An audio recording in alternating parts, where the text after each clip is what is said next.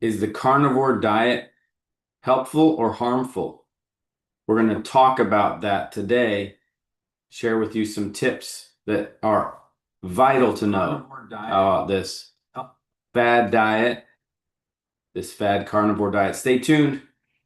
My name is Jason Steves, and you are here with us on the Prosper Nutrition Show, where we want you to prosper and be in health. I'm joined by my co-host, Steve Steves. He's a certified clinical nutritionist and naturopath. And today, as I mentioned, we're going to be diving into the carnivore diet. We're going to be talking about nutrition principles as well. So, how are you doing, Steve? Good. Food, of course, being one of our primary nutrition principles. Yeah. What foods we're choosing. And God created a lot of things in the earth for us to eat. And restrictive diets can be good for a very short period of time for certain purposes, mainly for fasting. That's what certain diets are for if you want to fast. And we did do a little presentation on that you can look up. But why would something like a carnivore diet be harmful?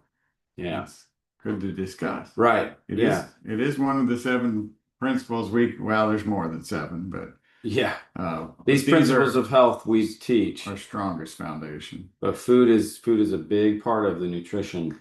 I would say that a carnivore diet from starting that it's missing more than 10,000 vital life-giving nutrients that they get from, pull up that one sheet that we were searching for carnivore. Oh, this yeah, right there. Okay. So it eliminates vegetables, fruits, grains, legumes, seeds, and nuts. So it's eliminating essential fatty acids. It's eliminating phytonutrients that the American Cancer Society recognizes from vegetables and fruits that have benefits for stopping and reversing cancer. They know that. So then what would be the risk? Yeah, carnivore diet could put you at a higher risk for cancer. Yeah. And a big reason for that is because of the acidity of meat. And balancing pH is so important. Very few people really get into that. I know it's something Dr. Jaffe, who is a brilliant biochemist, focuses on because he knows how valuable it is as a biochemist.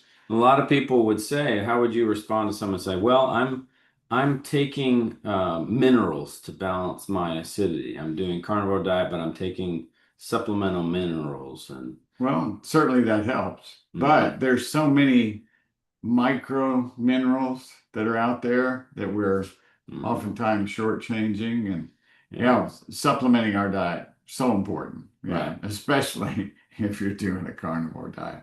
But I don't think you can supplement enough of what's in fruits and vegetables, the plant phytonutrients. The list of those it's going to be tough, remarkable. And it would be very expensive. We've got a product that we use, a quercetin, has high antioxidant benefit that is like eating vegetables, but you can't supplement to replace the food, right? Because there's a life component in the food that's slightly different. If you get quality supplements, there actually may be some bioactivity still there. But it's very rare to find those supplements because a lot of them aren't properly processed. Right. I was thinking about even the legume category. The fact that there's been such a negative press against legumes. Yeah. What is the terminology of what the plant? Lectins. Lectins. Oh, Lord, help us. Lectins. Did you know that there's a chemical what is that chemical that's in broccoli that has a negative effect on, forget which pathway, I'm losing that thought, but the foods that God created, if they have one, that's the problem with science today. They find so many things that are in our foods now. Yeah. And the naturally occurring things that are there have a balancing effect and homeostasis for the body. So I was thinking about, for example, the balancing effect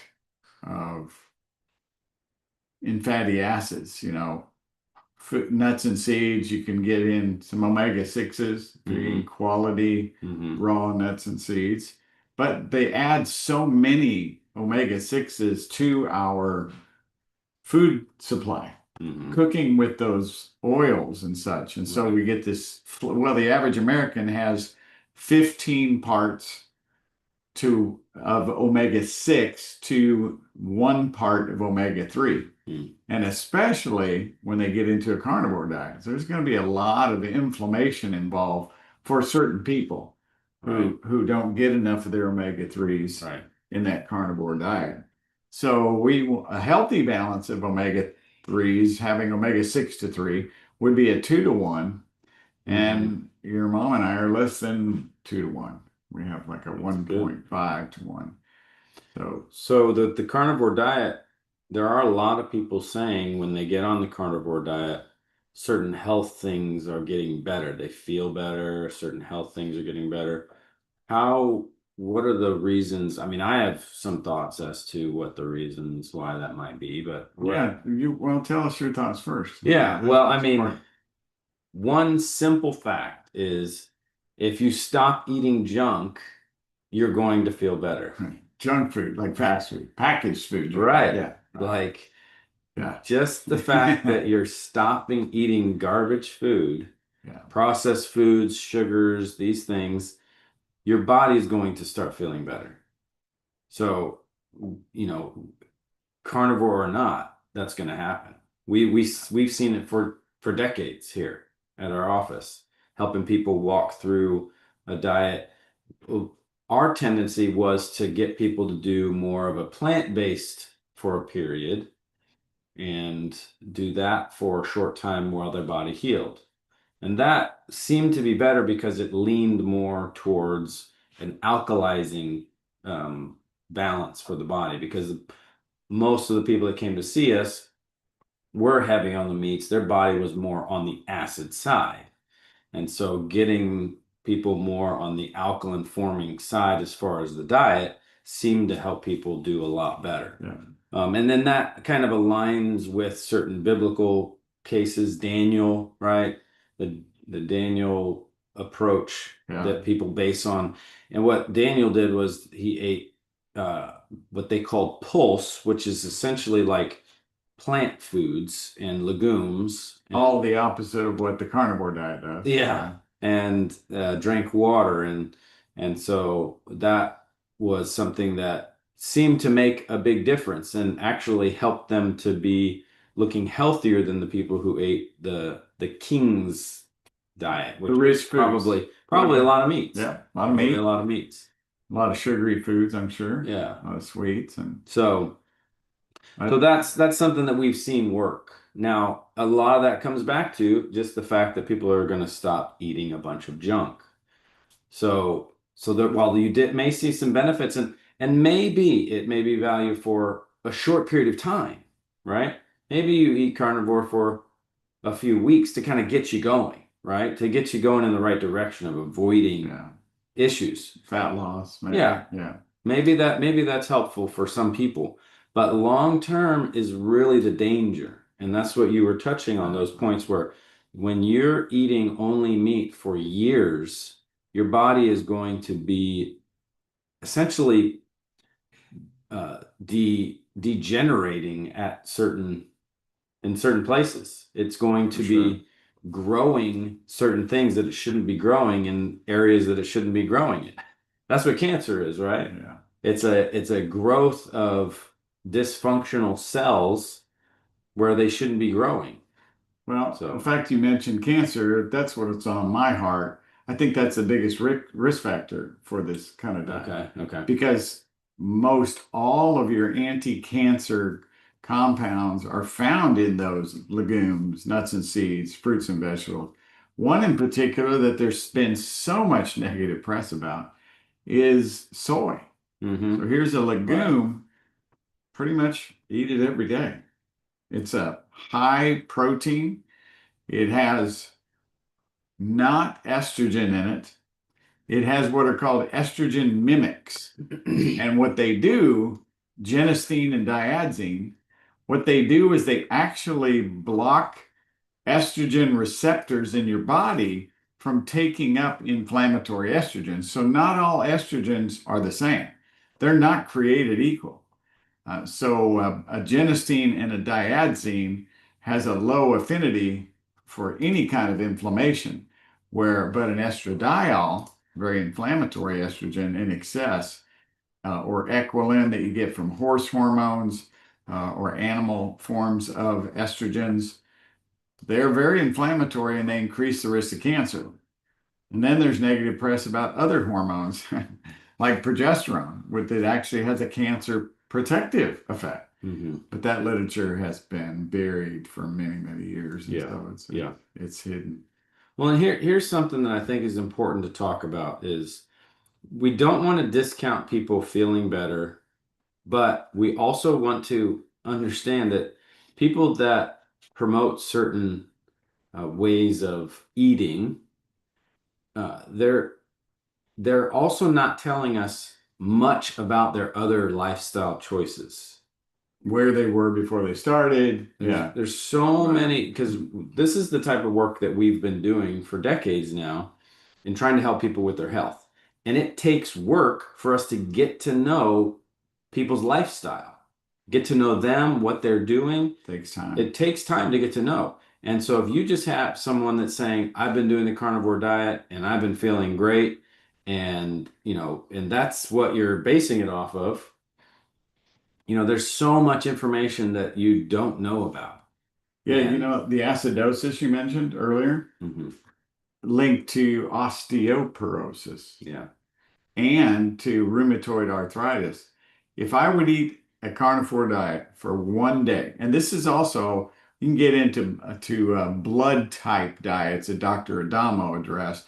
There's some uniqueness for all of us. It has to do with our genetic predisposition, and you can look at that through genome testing. But A blood types, they do better on, say, vegetarian foods, and they don't do as well on the carnivore type. Generally. For sure. Right. In general, right.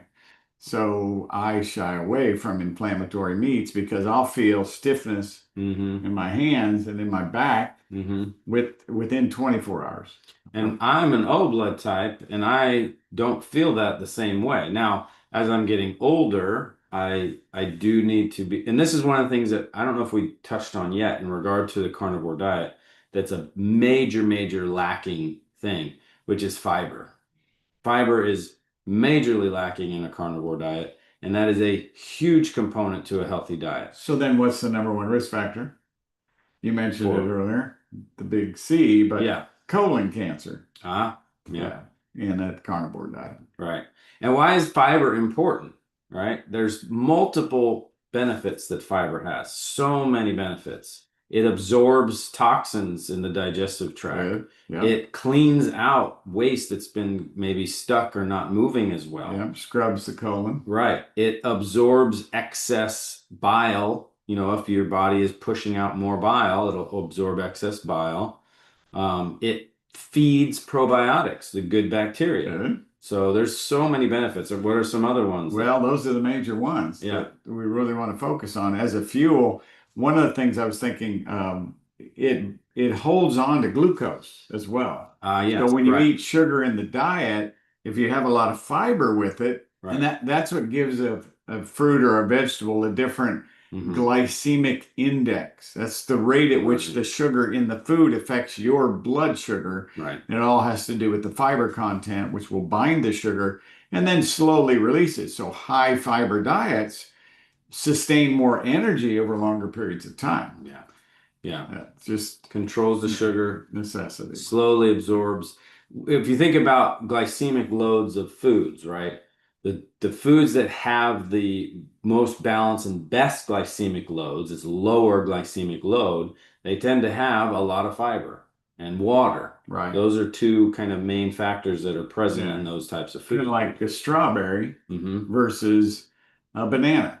A real banana, real dense, high in sugar. Not much fiber, not much water. In fact, for some people, bananas can constipate them. But last night we went over and had a fellowship with some friends, and they have these rows of blackberries that are all just fresh right now. So they gave us a huge bowl to take home. But while we were out there, just picking and we were eating some. Yeah, go to the bathroom. Yeah. We're out there about 15 minutes, and I'm like, okay, excuse me. Well, I just had dinner too. It was a high fiber meal, so we'd eaten about an hour before. Yeah. But that was pretty fun. Yeah. The fiber moves things through. And there's purposes for certain things at certain times, right? So one of the things that high endurance athletes will do during maybe a competition is have banana because they don't want to be going to the bathroom during their competition and they need the dense energy. So a banana can be useful at certain times, but not for someone who's trying to overcome diabetes.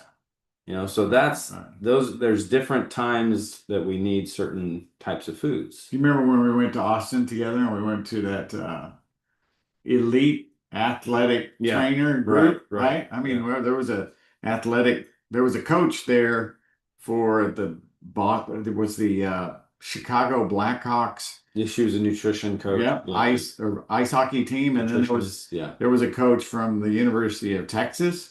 There was another coach. There were just some. Yeah. These were people that really knew the importance of nutrition and dealing with elite athletes. And the first presenter got up and talked about was, you remember? Carbohydrates. Right. Yeah. You can't take an athlete and remove their carbohydrates. No. You can't. Because a high performance individual needs that fuel, needs those carbohydrates for energy. Yeah. It's so important. Yeah. So if you're someone who's like wanting to lean up and don't have a lot of demand on your energy, temporarily doing a carnivore diet might be valuable for you temporarily. But again, you have to understand the effects that's going to have on your digestion, on your acid load, on your body's ability to get rid of have your immune system be healthy and get rid of cancer cells. Because your body is designed to delete cancer cells. The immune system does it. But if your body isn't properly nourished, it won't have that energy or that focus to delete those cancer cells. Well, and all that nourishment comes from the foods that are not being eaten in the carnivore diet, fruits and vegetables. Yeah. In fact, the buffered ascorbate vitamin C that we use comes from a dense carbohydrate potato.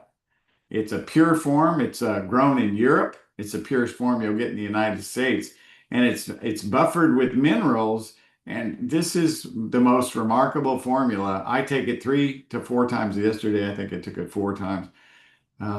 Your body needs to replenish vitamin C about every 4 hours because the neutrophils that kill bacteria, the lymphocytes that kill viruses and cancer cells, they constantly need the vitamin C for fuel. They know that in a neutrophil, a bacteria killer, there's 30 times more vitamin C than all the cells in your body. So it uses it in copious amounts. In fact, we do a live blood analysis where you can look at a picture of blood under a microscope, and right after I've taken vitamin C, you see white blood cells just moving across the screen. And then individuals who come in the morning and do their tests and they don't have vitamin C, the white blood cell just sitting there, no motility. Literally, there's a peroxide-like chemical that glitters inside the neutrophil, and it's fueled with vitamin C. And of course, you won't be getting that on a carnivore diet. Right. Yeah. So carnivore diets are something that have become a big fad right now. They're being talked about by the most popular podcasts and all these people, the psychologists that are doing it. But again, we don't know all the different other things that are going on in their life that they don't tell us. And so that's something that you want to keep in mind. And then also just the basic nutrition principles that are involved with this. And we mentioned the principles that we dive into, and those principles of health, the seven ones that we have right now. There are other principles of health, but the 7 main ones that we kind of touch on. Food, the 3 of them are nutrition science focused. The other ones do kind of impact nutrition science, but 3 of them are nutrition science focused. Is the food, it's hydration, right? Our water and mineral balance. and then supplementation. And so, Well, the only reason we use supplementation is because the food doesn't have the nutrients yeah, it needs, and the repair mechanisms are weak in our bodies. There's too much stress from a toxic world. yeah, And so, but those three out of those seven yeah, is pretty key. yeah, And you can, people often then are transformed so dramatically when they get on our professional supplements yeah. from Prosper Nutrition. Quality is And, important when it right. comes to supplements. And then they do it for a period of time and think, well, I'm doing really good. Then I shouldn't need this. You never Yeah, reach. it's going to be tough. You just have to decide, well, how healthy do you really want to be? Yeah, I mean, isn't that what Jesus asked everybody? What do you really want? Do you want to be healed? And does it mean that I'm just not going to be having any more arthritic pains anymore? Or do I really want the strength and stamina to be able to squat 200 pounds like I did yesterday and rep it 7 times? And do I want to look for greater strength as I get older? Strength with length, as you were telling me, strength with the through different length. training. Yeah. So Mm-hmm. I'm excited about talking about that in our class this Sunday at 8:30 at Magnolia Cowboy Church. Yeah. We do Make America Healthy Again, Make the Church Healthy Again. Mm-hmm. And you're going to come share a little bit Yeah, I'm about excited health about and fitness. So we're going to talk about getting this body well so you can run the race to win. Mm-hmm. Yes. So, um, making sure you get these principles in your life, working on them little by little in what ways that you can. You can download the it's called Seven Proven Steps. It goes into these 7 areas: food, hydration, supplementation, but also exercise, sleep, stress management, and then the other principles: faith and family, our relationship with our creator, and our relationship with our family and others. Very important component when it has to do with our health. It influences so many things. But one of the things I'd like to touch on before we go, so let's say someone's on a carnivore diet, they're trying it out, and maybe they're going to do it for a temporary period to lean up, right? Or just kind of give them a boost on cleaning up their diet. Maybe that's just a kind of a kickstart for that. What are some supplements that Prosper Nutrition provides that can help them get through that and not be too burdened? Um, If you keep it simple, really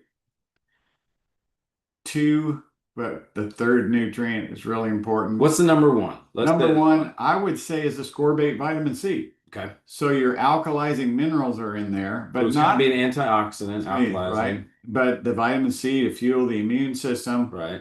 But also with that, the magnesium power. You need that magnesium is a really enhanced circulation, and it's the most alkalizing mineral for body systems. Yeah.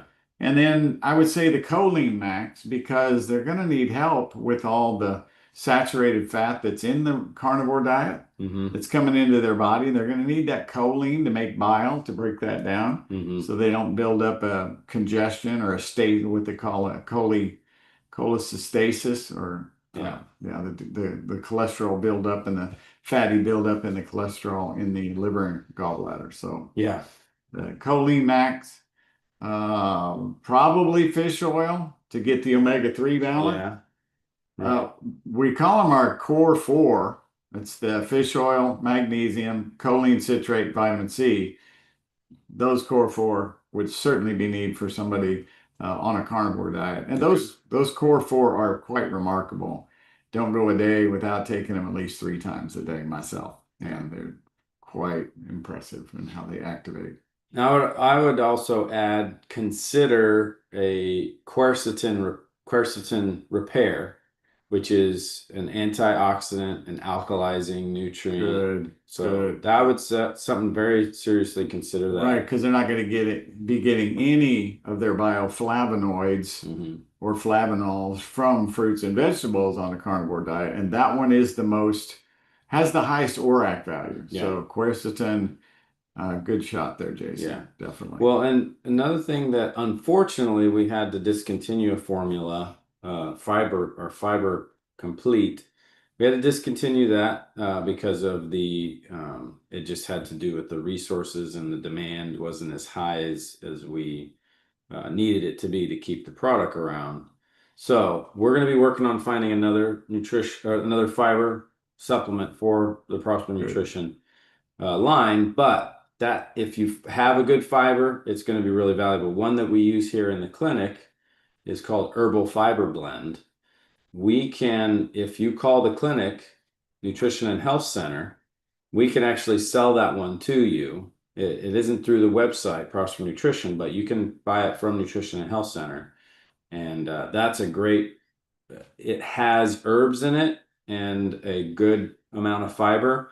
Really helpful for getting things moved. That's the one that I like to use. I do too. Yeah, Yeah. really enjoy And that. it has herbs that kill parasites too. Yeah. So you don't have to be afraid when you go to a restaurant, it's going to have bacteria on the food because it will. And you just help put in those anti-parasitic herbs, but also take your probiotic in those cases. Yeah. I take probiotic every day. Right.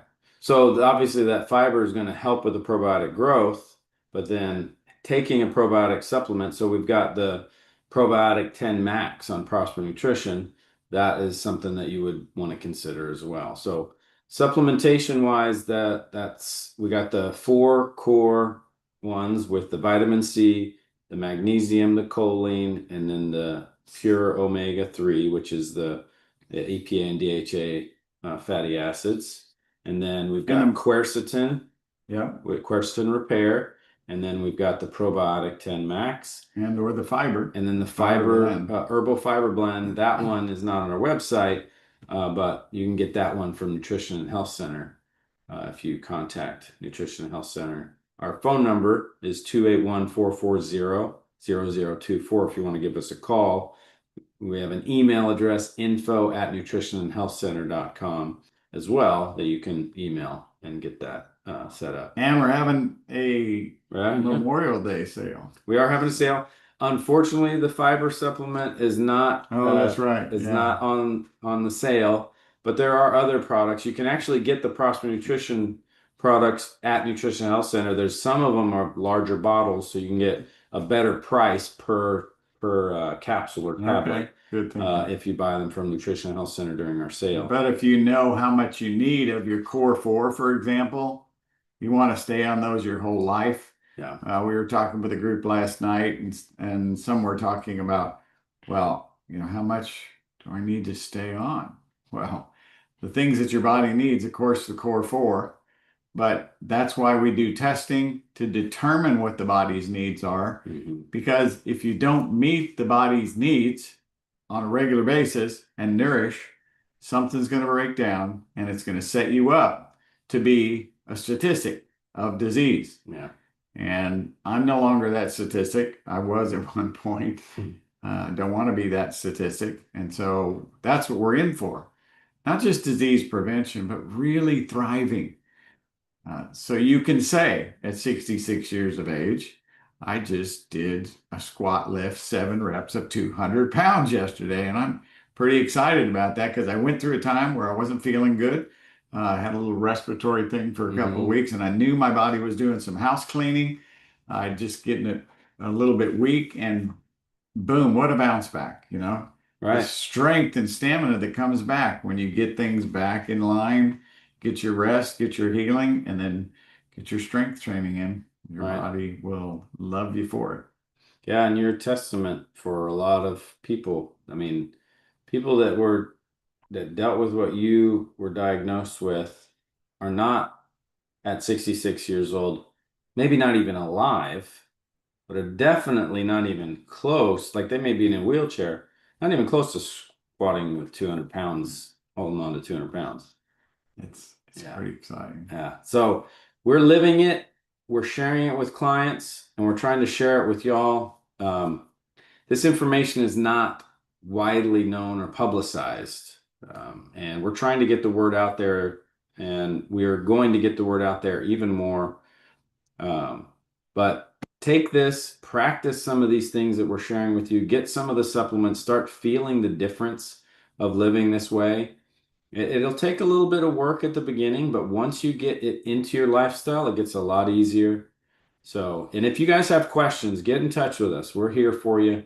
info@prospernutrition.com is our email address.